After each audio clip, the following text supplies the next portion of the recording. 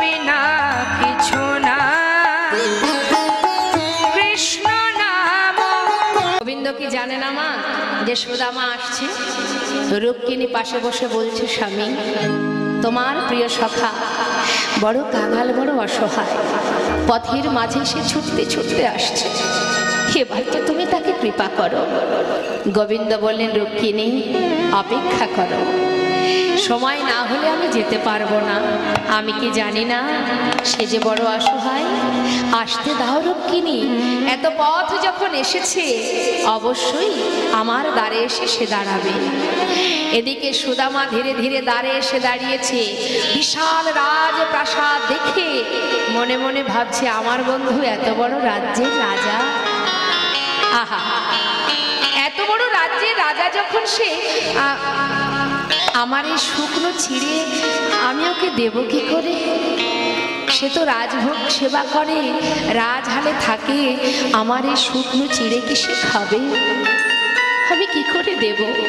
না না, আমি দেব না। তাই লুকিয়ে রেখেছে মা, কানাইকে দেবে না বলে।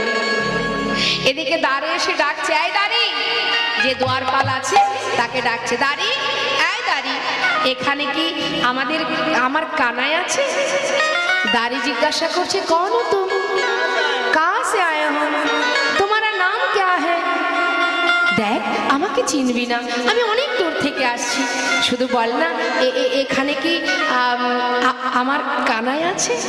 देखो इधर कोई कानाई वानाई नहीं है, ये जो राजा है ना उसका नाम है कृष्ण। कृष्ण? আরে যে কৃষ্ণ সেই তো কানাই। দাঁড়ি, আমাকে ভিতরে যেতে দে, আমি ভিতরে যাব, একটু ভিতরে যেতে দে না। দাঁড়ি তাকে ধাক্কা দিয়ে বাইরে বের করে দিল। আরে কাঙাল ভিখারি, সারা গায়ে নোংরা দুর্গন্ধ, সে নাকি আমাদের রাজার বন্ধু। বারবার দূরে সরিয়ে দিচ্ছে মা। লীলার পাশে দাঁড়িয়ে মহাজন বললেন, দেখো দেখো এ গরিবি, है गरीबी का हाल, कृष्ण की द्वार पे विश्वास लेके आया हूँ, बचपन की यार है मेरा शान, यही सोच के आस करके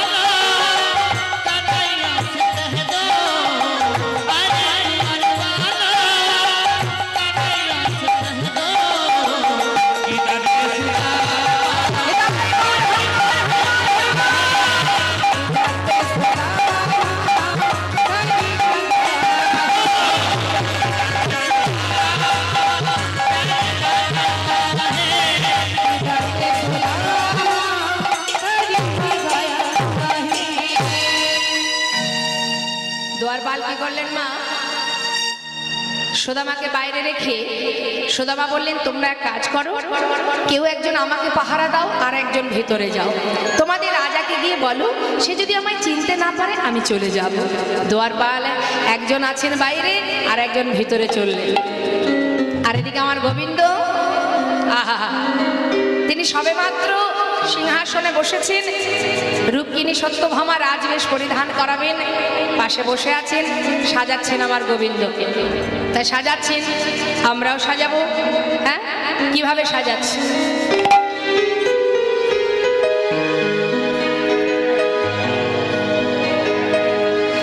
সাজাচ্ছে কেমন করে? সাজা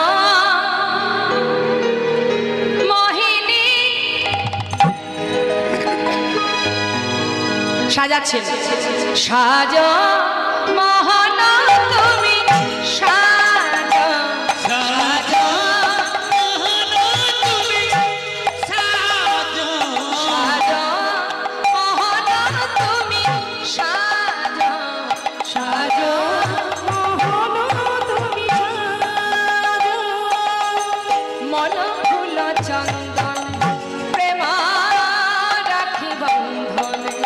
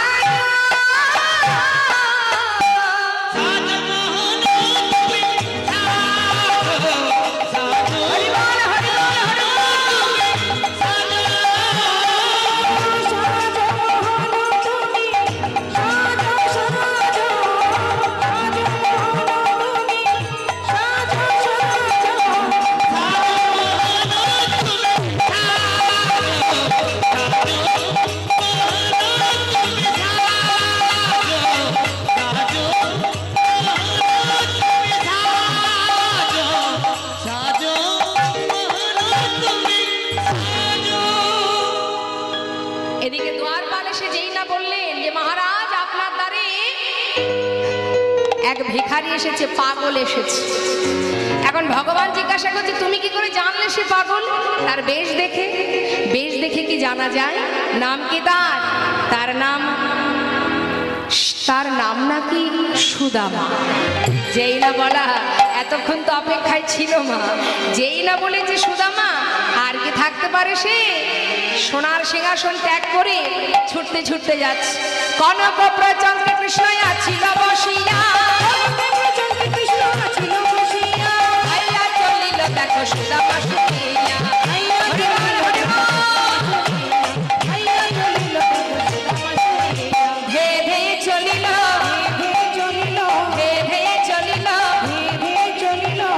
সুদামা শুনে ধেয়ে ধেয়ে চলিল, ভাইয়া চলিল দেখো সুদামা শুনিয়া, সুদামা। ছুটতে ছুটতে সুদামা সবে মাত্র পিছন ঘুরেছে। কেন? এত সময় অপেক্ষা করলাম, কানাই তো এলো না, তাহলে বোধহয় কানাই আমাকে ভুলে গেছে। তাই যেই না পিছন ফিরে যাবে, এমন সময় পিছন থেকে কানাই ছুটে এসে সুদামাকে জড়িয়ে ধরেছে। আর যেই না জড়িয়ে ধরেছে, সুদামা বলছে কানাই আমাকে ছেড়ে দে ভাই, ছেড়ে দে বলছি, আমায় ছেড়ে দে। কেন? এতদিন পর তোকে পেলাম, ছাড়বো কেন? দেখছিস না গায়ে কত নোংরা লেগে আছে, তো রঙে লেগে যাবে, আমাকে ছেড়ে দে কানাই। বুকের মধ্যে জড়িয়ে ধরে বলছে বন্ধু তোকে কাছে পেয়েছি, এই নোংরার কথা আমায় বলিস না, কিন্তু একটা কথা বলতো, এতদিন পর আমার কথা মনে পড়ল। মনে তো সব সময় পড়ে কানাই, কিন্তু আসবার মতো শক্তি ছিল না। বল কেমন আছিস? আমি খুব ভালো, তুই কেমন আছিস? সুদামা বলছে আমি এতদিন ভালো ছিলাম না, তোকে দেখবার পর এখন আমি অনেক ভালো আছি। তুই তাহলে আমায় ভুলে যাসনি কেন? দেখ ওই দেখ রুক্মিণী সত্যভামা বরণডালা নিয়ে দাঁড়িয়ে আছে। চল ভেতরে চল। আমি তো ভেতরে যাব না, আমার সারা গায়ে নোংরা দুর্গন্ধ, আমি রাজরানীদের সামনে দাঁড়াবো কি করে? দেখ সুদামা, অনেক দূর থেকে এসেছিস, আর এখন যাবি না বললে হবে? চল আমার সঙ্গে। জোর করে ধরে ভেতরে নিয়ে গেলেন। ভেতরে নিয়ে গিয়ে মা রুক্মিণী সত্যভামা সুদামাকে বরণ করলেন।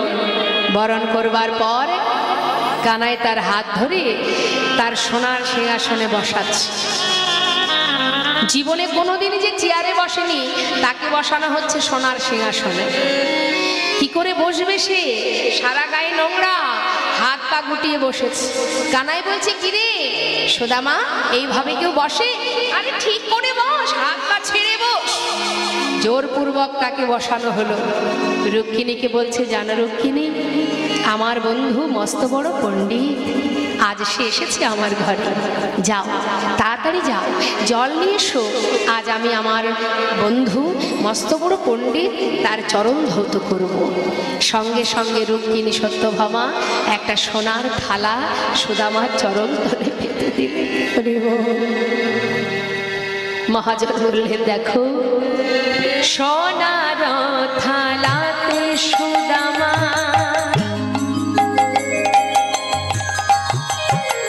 আজ চরণ রাখিল, সোনার থালাতে সুদামা চরণ রাখিল,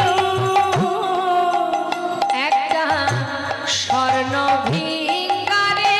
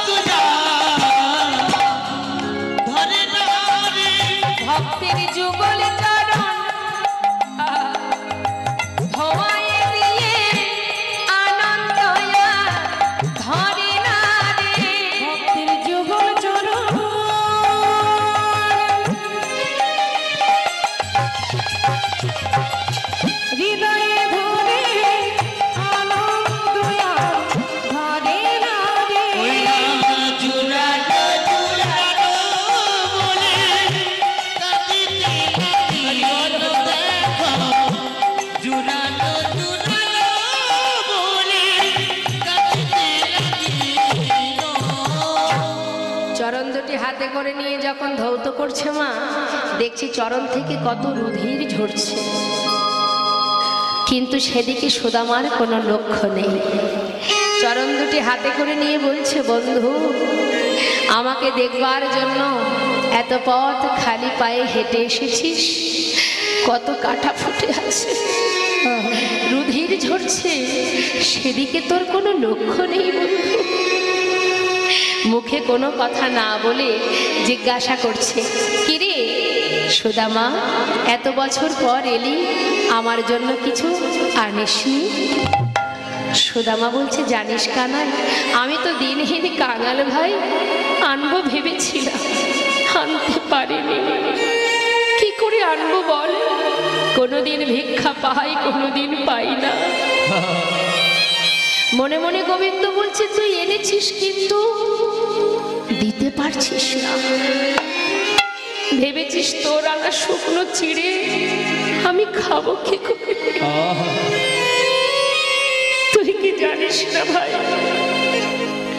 ভক্ত ভালোবেসে আমাকে যাই দেয়, আমি সেটাই অমৃতের মতো সেবা করি। ভেবেছিস আমি রাজভোগ খাই, তাই তোর আনা ছিঁড়ে আমায় দিলি না। বিদুরের শাকন্য যদি সেবা করতে পারি, সবরই রেঠো ফুল যদি সেবা করতে পারি, তোর আনা ছিঁড়ে আমি খেতে পারবো না? বেশ, তুই না হয় দিলি না, আমি সময় হলে ঠিক খেয়ে নেব। কোনো কথা না বলে সুদামাকে স্নান করিয়ে শুদ্ধ বসন করিয়ে তাকে রাজভোগ সেবা দিয়ে শয়ন মন্দিরে নিয়ে শয়নে দিয়েছে। অনেক পথ হেঁটে এসেছে, ক্লান্ত পরিশ্রান্ত, শোয়া মাত্রই ঘুমিয়ে পড়েছে। মধ্যরাত, চারিদিকে নিস্তব্ধ। সেই সময় গোবিন্দ আমার এক পা দু পা করে সুদামার মন্দিরে ঢুকেছে। শয়ন মন্দিরে প্রবেশ করে দেখছে সুদামা শুয়ে আছে, তার চরণের পাশে বসে ভগবান বিশ্ব ব্রহ্মাণ্ডের মালিক অনাদির আদি গোবিন্দ চরণ তলে বসে দুটি হাত দিয়ে ভক্তের চরণ সেবা করছে। কত পথ হেঁটে এসেছে আমার বন্ধু, একদিকে সে বন্ধু আর একদিকে সে ভক্ত, চরণ সেবা করছে যাতে ভালো করে ঘুমাতে পারে।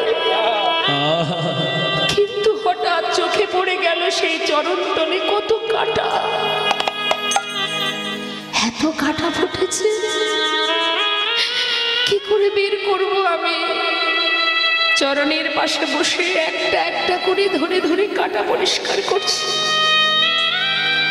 কিন্তু মা একটা কাটা এতটা ভেতরে ঢুকে গেছে, সেটাকে কোনোভাবেই হাত দিয়ে বের করতে পারছে না। অনেকভাবে চেষ্টা করছে, কিছুতেই কাটাটা বের করতে পারছে না। পাছে আবার সুদামার ঘুম ভেঙে যায়, সেদিকে গোবিন্দের লক্ষ্য। চিন্তা করছে কি করে বের করব, কিন্তু এত বড় কাটা ঢুকে আছে।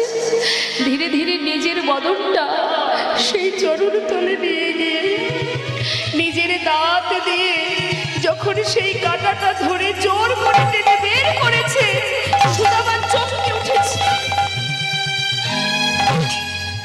আর যেই না চমকে উঠেছে মা, সঙ্গে সঙ্গে সুদামার লোকানো যে চিড়ের পুটুলিটা নিচে পড়ে গেছে। কানাই বলছে, সুদামা এর মধ্যে কি আছে দেখি তো। তাড়াতাড়ি করে হাতে করে নিয়ে যেই না খুলতে যাবে, হঠাৎ সুদামা বলছে, কানাই কানাই আমায় ফিরিয়ে দে ভাই, আমাকে ফিরিয়ে দে বলছি, তুই খেতে পারবি না, আমায় ফিরিয়ে দে। খেতে পারবো না মানে? তুই আমার জন্য কিছু এনেছিলি, আমায় দিলি না। বেশ, যেই না খুলেছে দেখছে তার মধ্যে চিড়ে। ও, এই না হলে বন্ধুত্ব? আরে প্রতিদিন ক্ষীরসর ননি মাখন খেতে খেতে আমার মুখে আর কোনো রুচিই নেই। যাক, ঠিক করেছিস, তুই আমার জন্য চিড়ে এনেছিস। আজ চিড়েটা খেয়ে আমার মুখে স্বাদটা একবার পাল্টাবো ভাই। যেই না মুখে দিতে যাবে, হঠাৎ দেখছি চিড়েগুলো সব ভিজে। কি ব্যাপার? এই সুদামা, বুঝি বুঝেছি বুঝেছি, শুকনো চিড়ে খেতে গেলে তো নিশ্চয়ই মুখে ব্যথা লাগবে, তার জন্য তুই চিড়েগুলো ভিজিয়ে এনেছিস, তাই না? এই না হলে বন্ধুত্ব, খুব ভালো করেছিস। সুদামা বলছে, আমি তো চিড়ে ভিজিয়ে আনিনি কানাই।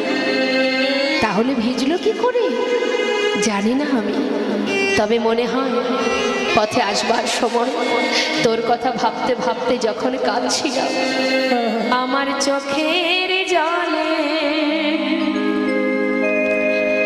চিড়ে ভিজে গিয়েছে। নিতাই গৌর হরি বল, হরি বল। চিড়ে ভিজে গিয়েছে, আমি